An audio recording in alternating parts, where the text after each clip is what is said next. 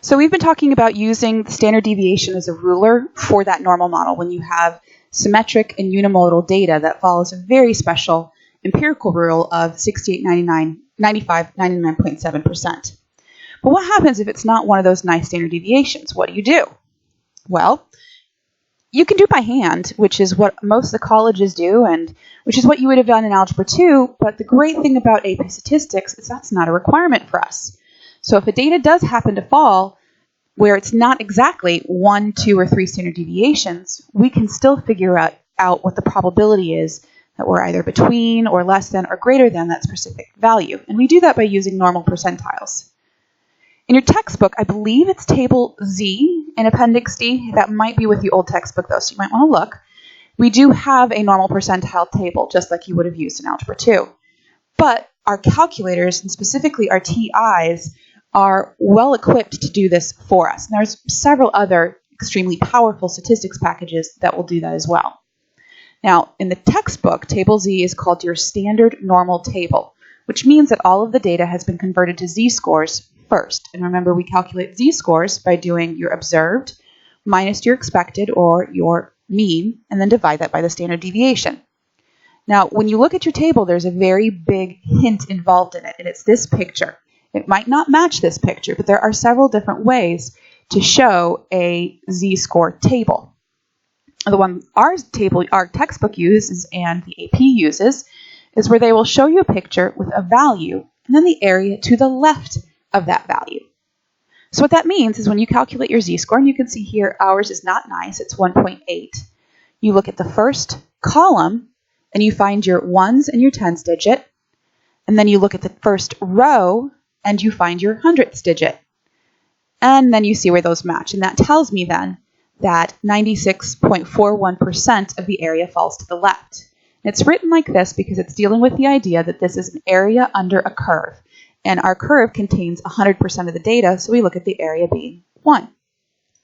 If you are looking for something between two z-scores, when you do that, you must start by finding the higher probability, so going to the first z-score, calculating its percentile, and then go to your lower z-score, wherever that might be, and calculate its percentile, and then you find the difference between those. We typically prefer to find your normal percentiles using your calculator. It's so much easier.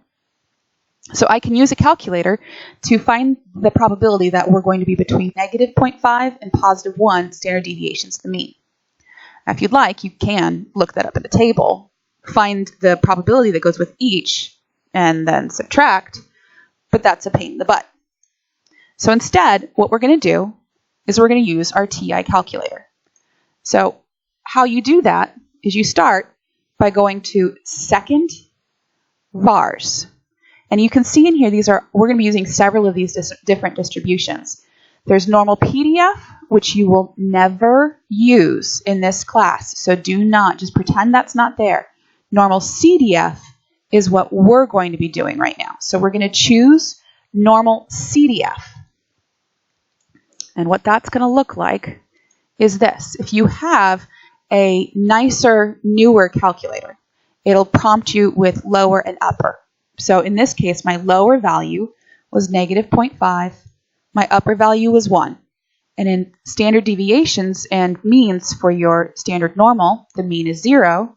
Standard deviation is 1. Anytime you're talking about z-scores, that's always 0. That's always 1. And there it goes. Calculated it for me. Very nice. So what this is going to do is it's going to find the area between two cutoff points.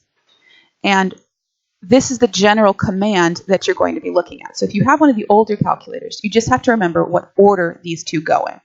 So it'll be normal CDF, then your left z-score, and your right z-score. Now we're going to be using this a whole lot. So you might want to make note of what these steps are because it will save you time in the future. Now, if you're not given a lower number, or for that matter, you're not given a higher number, you don't have that cutoff point, you can use the idea that based off of our empirical rule, 99.7% of the data falls within 3 standard deviations. So, I mean, technically, you could use something like that. We do have things that are more than 3 standard deviations away, so maybe 5 won't really miss out on things. But what we do is because we're going to be talking in context a lot, I use either crazy 9s or negative crazy 9s because that's as close to infinity as we can get. Just fill your screen with 9s. It's easy to remember, and you know you're not going to cause any issues. So that means if I wanted to find, for example, just the area to the left of negative 0.5, I would do second vars, get my distribution for negative 2. And if I want it left of negative 0.5, that means the lower is negative infinity, and the upper value is negative 0.5. And then just have it calculate. And there's your area. Very nice, very sweet. There's also a way to work backwards. If you're given that percentile, that area that is to the left, or even to the right, we can calculate that, and you want to find something else, what you're going to do is you're going to need to start looking at your table. So you would look in your table for that value of 0.2500. So if you look in your table for that area of 0.2500, you won't find it. But you can find a couple things that are close. Now, the closest thing is the 0.2514. But that is actually going over our 25%. So really, you should be sticking to the one that is the closest to that percent without going over, because we're always looking for in this class the value that is equal to or less than a certain probability or a certain value. So that means we would go to that and we would check out, again, that first column to find your first 2 digits, your top row to find the third. And so you can figure out where you are. Again, that is just way too much work. So instead, if we go back to our calculator, you can use a function called inverse norm. And it's found the exact same way that normal CDF is. And by that I mean, you're going to go to your second vars and inverse norm. That's your third option. And so that last problem gave me an area of 25, so I can put 0.25 with a mean and standard deviation of 0 and 1, and have it calculate. And so this is going to give me a quite accurate value. So inverse norm is going to give you the z-score that corresponds to a very specific probability. Now, the thing that you need to understand is your inverse norm will only ever calculate if you have the probability to the left of your data point.